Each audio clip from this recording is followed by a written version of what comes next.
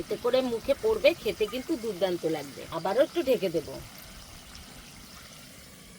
চাপাটা খুলে নেব।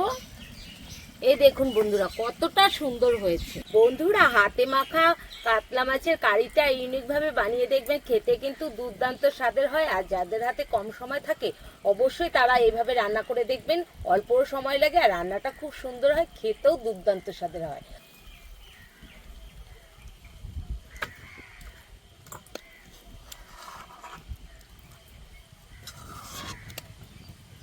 নমস্কার বন্ধুরা, স্বাগত জানাই জবার রান্নাঘর উইথ ভিলেজ ফুডে। বন্ধুরা আজকে কাতলা মাছের কারি বানিয়ে দেখাবো। ভিডিওটি সম্পূর্ণ দেখবেন, ভালো লাগলে লাইক কমেন্ট শেয়ার করে দেবেন, ফলো এবং সাবস্ক্রাইব করতে ভুলবেন না কিন্তু।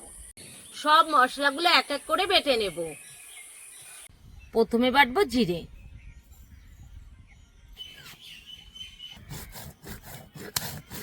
পেঁয়াজ আর টমেটোটা কেটে নেব।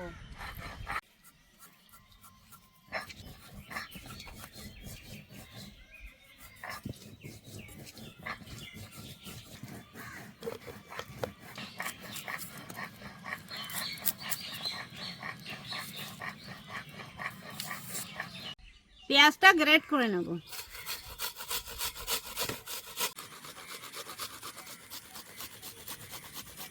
জিরে আদা বাটা হয়ে গেছে, তুলে নিয়েছি। এখন লঙ্কাও বাটা হয়ে গেছে, তুলে নেব।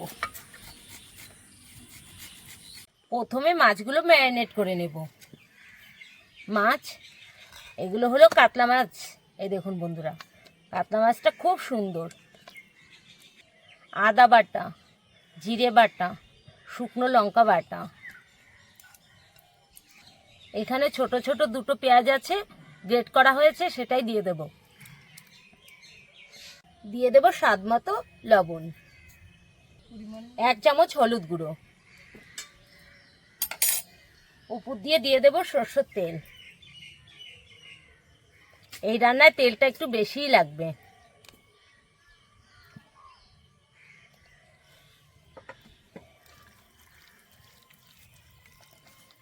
ভালো করে ম্যারিনেট করে নেব। ভালো করে ম্যারিনেট করে নিয়েছি, এখন রেস্টে রেখে দেব 20 মিনিট মতন। কড়াইতে ম্যারিনেট করা মাছগুলো দিয়ে দেব, পরপর সুন্দর করে সাজিয়ে দেব।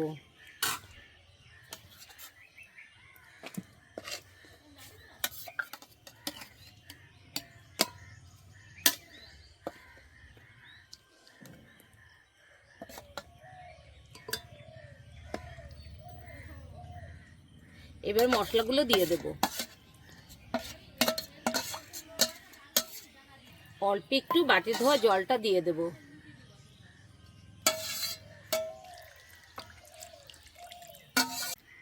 বন্ধুরা এখানে দুটো টমেটো আছে, একটা টমেটো আমি আগে থেকে দিয়ে দেব আর একটা পরে দেব। আর দেখুন, দেখলেই মনে হচ্ছে না রান্না হয়ে গেছে, এত সুন্দর লাগছে দেখতে। এবার আমি উনুনটা ধরিয়ে নেব। উনুনটা ধরিয়ে নিয়েছি, এবার ঢাকনা দিয়ে ঢেকে ঢেকে আস্তে জালে রান্না করে নেব। এবার চাপাটা খুলে দেখব, আলতো হাতে একটু উল্টে দেব।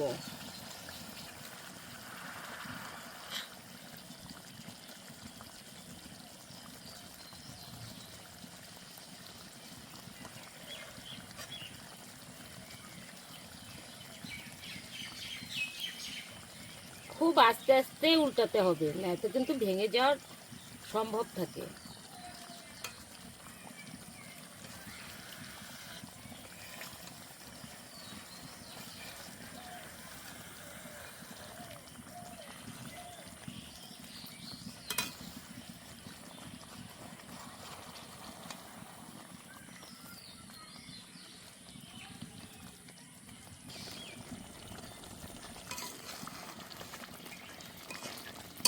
আবারও আমি ঢাকনা দিয়ে ঢেকে আবার একটু রান্না করে নেব।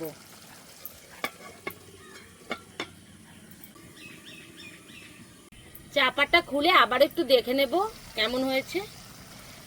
এই তো প্রায় হয়ে আসলো। এবার আমি যে টমেটো কাটা রেখেছিলাম 4টে একটু, সেটাই দিয়ে দেব।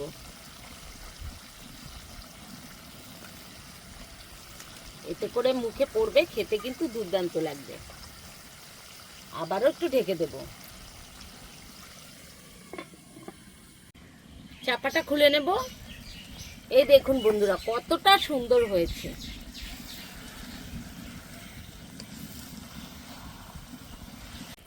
বন্ধুরা হাতে মাখা কাতলা মাছের কারিটা ইউনিকভাবে বানিয়ে দেখবেন, খেতে কিন্তু দুর্দান্ত স্বাদের হয়। আর যাদের হাতে কম সময় থাকে অবশ্যই তারা এইভাবে রান্না করে দেখবেন, অল্প সময় লাগে আর রান্নাটা খুব সুন্দর হয়, খেতেও দুর্দান্ত স্বাদের হয়। হয়ে গেছে, এবার নামিয়ে দেবো।